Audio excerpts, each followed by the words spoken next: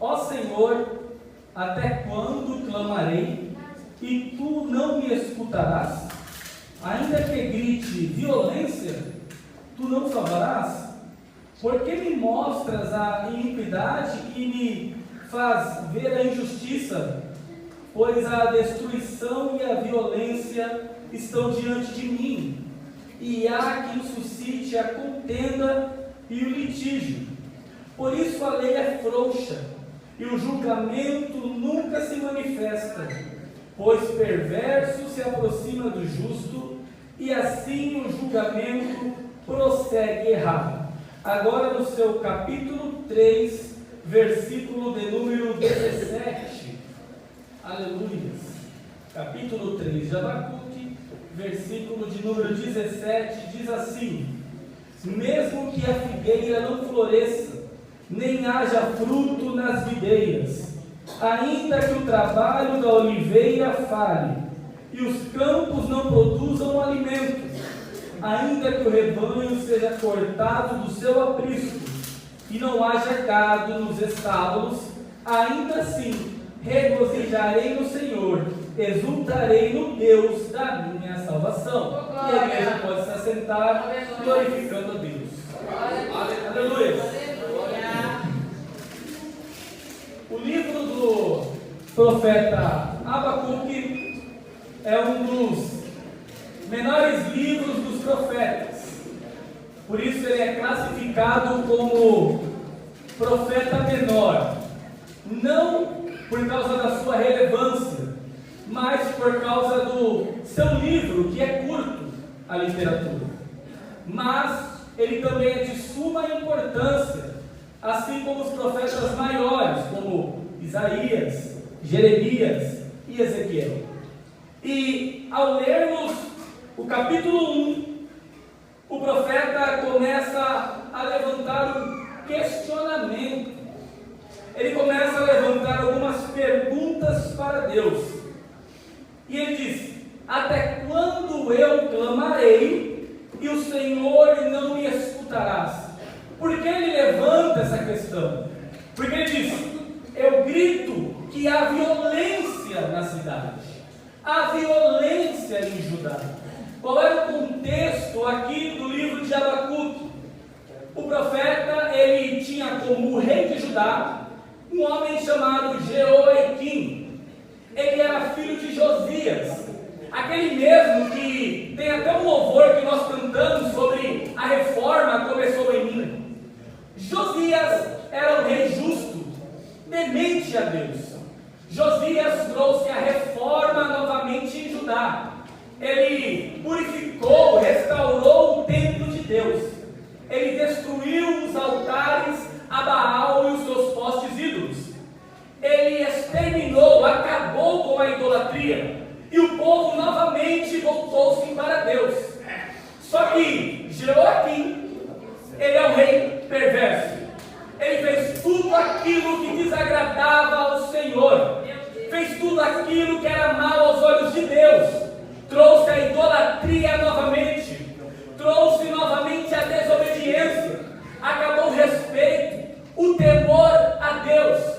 E é nesse contexto que Abacuque se encontra. Se nós lermos este livro, vamos parecer que estamos lendo algum site de notícias na internet, ou que estamos assistindo à televisão. Por quê? Porque é uma época que a violência está aumentando, a corrupção do governo e os injustos estão prosperando. E os justos, os honestos, eles estão sofrendo na sociedade. Então, assim como toda a Bíblia, esse livro também é atual. Por quê? Porque está mostrando o que ocorre nos dias de hoje. Aí Abacuque, ele leva uma pergunta sincera, uma pergunta que todos nós já fizemos para Deus: ó Senhor, até quando a violência? Olha como está a maldade, o filho matando o pai, pai matando o filho. As pessoas não têm mais respeito, não têm mais temor, Senhor. Até quando iremos viver numa sociedade corrompida e perversa?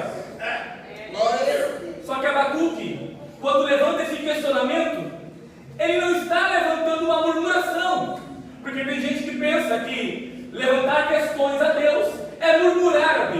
Não é.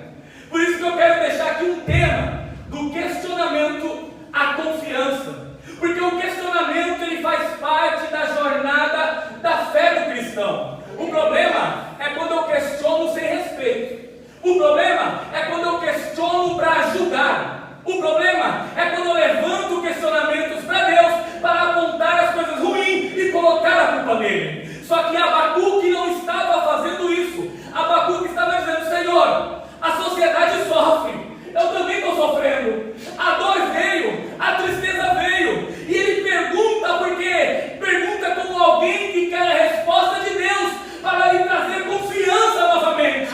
Quantos de nós já não passamos por problemas na vida, que às vezes a gente questiona Deus, questionamos a Deus algumas situações, mas se o coração é sincero e está em busca de uma resposta para Deus, pode perguntar, porque Deus é poderoso para ouvir e te dar a resposta que você precisa ouvir.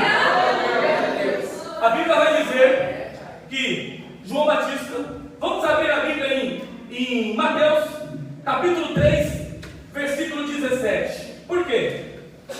Porque a Bíblia vai falar de um homem chamado João o Batista. João, o que batizava.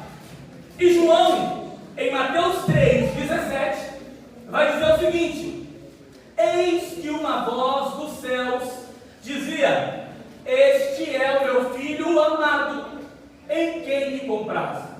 João está se referindo a quem? A Jesus. Que episódio é esse? É o episódio onde Jesus vai até o Jordão para se batizar.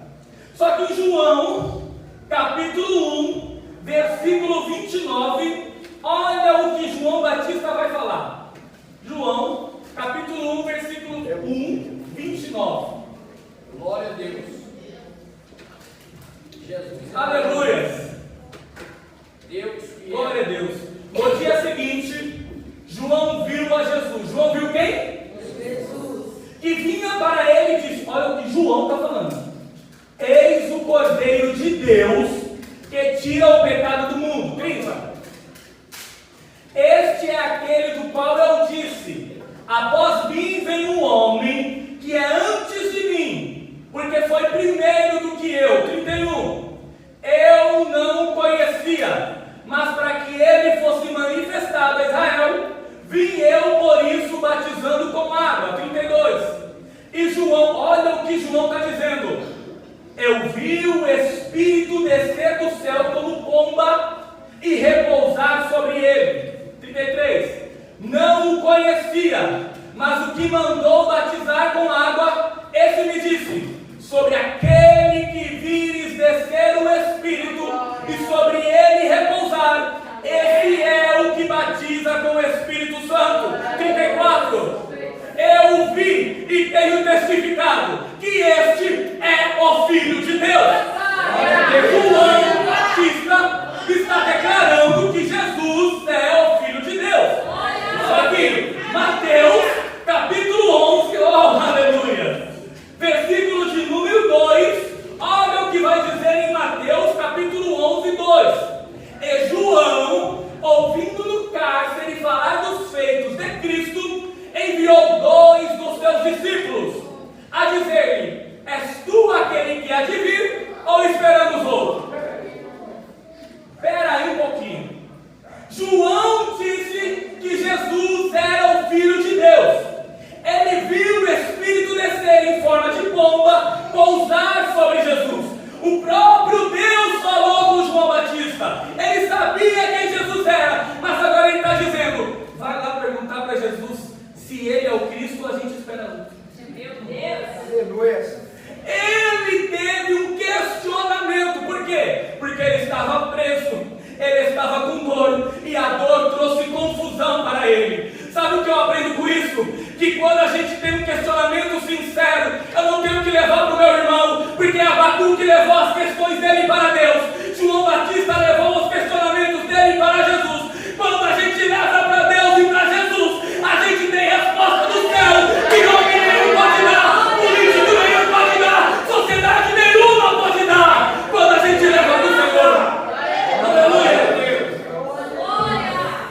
E quantas das vezes a crise financeira crise familiar, a saúde, a doença vem e a gente questiona a Deus.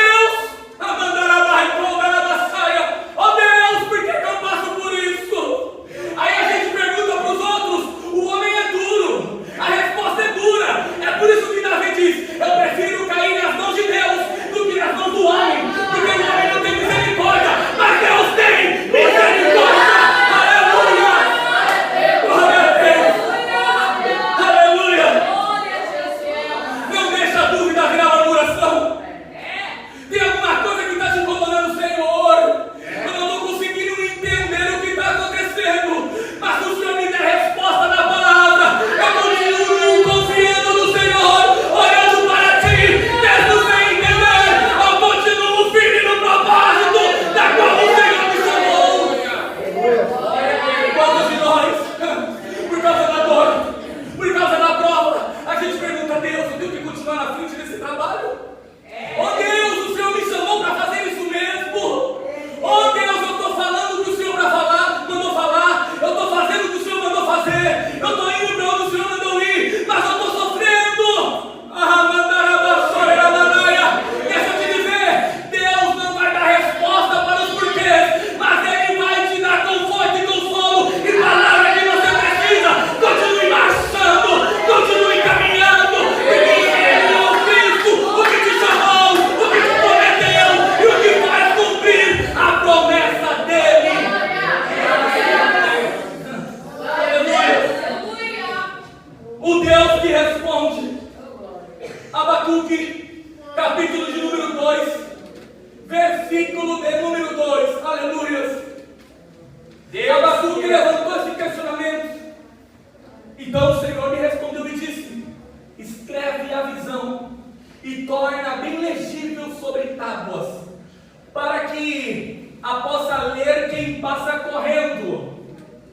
Porque a visão é ainda por tempo determinado, mas se apressa para o fim, e não enganará. Se tardar, espere, porque certamente virá, e não tardará. 4. Eis que sua alma está orgulhosa. Quem? Deus havia respondido para ele que toda essa injustiça e violência, Deus ia enviar os babilônicos. A Babilônia ia invadir Judá. Agora Deus responde: os babilônicos, a sua alma está orgulhosa, não é reta nele, mas o justo viverá pela fé. Aleluia! E o que é isso que está dizendo? É que a resposta de Deus, como eu disse, não dá porquês, mas ela explica como viver em meio às crises. Como? Tendo fé. Eu não entendo o que acontece ao meu redor, as coisas estão cada vez pior, mas eu vou continuar caminhando, porque a minha fé está em Jesus. Eu vou me parar, Ele continua sem firme e firma os meus passos. Jesus não explica. Jesus falasse, irmão Jairo: ô Jairo, você vai chegar até lá, mas você vai ser traído pelos seus amigos, você vai sofrer, vai ficar desempregado, a luta vai vir. A gente já fala: esse plano aí eu não quero não. Por isso que Deus não fala como vai ser a caminhada, mas Ele revela qual vai ser o destino. Os discípulos estavam no barco, todos com medo, mas havia uma palavra liberada antes. Qual palavra? Passemos para o outro lado. Se Jesus prometeu que você vai passar, pode tempestade lá no seu barco, pode vir o que vier, você vai passar do outro lado. Aleluia! Graças a Deus. Abraão, Deus promete uma descendência numerosa para Abraão. Humanamente falando, impossível, porque Abraão já era de idade, Sara também pior, era estéril. Já pensou se Abraão olhasse para a condição dele? Ah, Senhor, eu estou velho demais. Ah, Senhor, minha esposa é estéril. Só que Abraão não olha para o presente, ele olha para a promessa. Porque a promessa não tem nada a ver com o que você está vivendo agora. A promessa é para o futuro que vai acontecer. Porque Ele prometeu. Aleluia! Pare de enxergar com os olhos carnais. Deus te deu fé para você ver aquilo que o homem não consegue ver. A fé é impossível. Eu não consigo enxergar, mas pela fé eu vejo Deus salvando.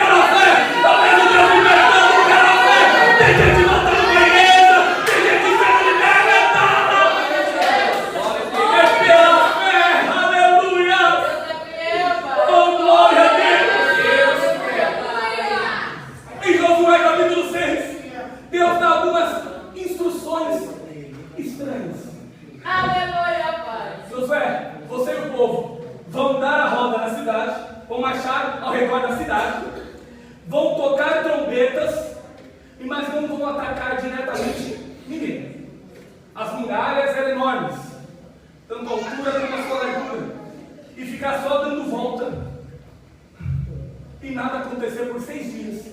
E no sétimo dia é pior. No sétimo dia é 7 voltas. Às vezes parece que nada está acontecendo e você não saiu do lugar. Mas continua dando volta na muralha. Por quê? Porque não é pela sua força, é a obediência da palavra que vai destruir os muros. Você não está entendendo, mas continua marchando, continua dando volta. Parece estranho, o plano parece impossível, mas se Deus falou dando volta, a muralha cai. Eu vou dar volta, a muralha vai cair, porque Deus falou e você realmente cumprir. Viver pela fé não é fazer só o que parece certo aos nossos olhos, mas obedecer a Deus mesmo quando o plano parece estranho. Senhor, eu continuo, mas está doendo. Eu continuo, mas estou me machucando. Ah, Senhor, eu prefiro parar um pouquinho. Eu vou largar esse cargo, porque eu preciso descansar. Deus não disse para você largar, Deus disse para você continuar. Ah, mas eu pensei que seria mais fácil. Eu pensei que seria mais simples a vida cristã. A vida, como diz o mundo lá fora, não é um morango. A gente vai passar por provas, a gente vai sofrer, a gente vai ser traído pelos amigos, como Josué foi. A gente vai passar por dificuldade, mas a diferença é que o mundo passa sozinho e você passa com a presença, com a promessa, com a palavra de Deus. Glória a Deus. Aleluia! Glória a Deus! Viver pela fé é confiar no caráter e nas promessas de Deus, mesmo sem enxergar resultados imediatos. Aleluia! Deus fiel. Eu estava conversando ontem com um amigo e ele estava falando a respeito do filho dele. Não, porque eu coloquei meu filho para fazer isso e aquilo. E tem pessoas que desistem no caminho. A gente conversando, né, meu irmão? Porque eu coloquei meu filho lá, tal, mas tem pais que para de pagar, que tira do curso, que tira disso. Por quê? Porque não vê o resultado imediato. E tem pessoas que é assim. Vem para a igreja agora e quer sair daqui já empregado. Vem para a igreja agora e já quer sair curado. Eu não estou dizendo que Deus não tem poder para fazer isso. Eu estou dizendo que você precisa entender o propósito que Deus tem na sua vida. Se Ele quiser fechar a porta, Ele vai te provar a porta fechada, mas Ele não vai deixar faltar nada para você. Ele continua cuidando, mesmo com a porta fechada. Deus fiel. Tem gente que ora a Deus, pastor de novo dizendo, Deus abençoe meus caminhos. Aí Deus está dizendo, por que você não anda nos meus caminhos que já é abençoado? Oh, meu Deus! Gente que quer pegar os seus caminhos e colocar Jesus dentro. Não, Jesus, olha, eu vou fazer um negócio. Eu tenho um plano e o Senhor tem que vir comigo. Ele já tem um plano para você. Qual é o plano? Aquele que quiser vir após mim, negue-se a si mesmo, tome a sua cruz e me siga. Por quê? Aquele que ganhar a sua vida neste mundo vai perder, mas quem perder sua vida por amor a mim vai achar, sabe o quê? Uma vida eterna com Deus.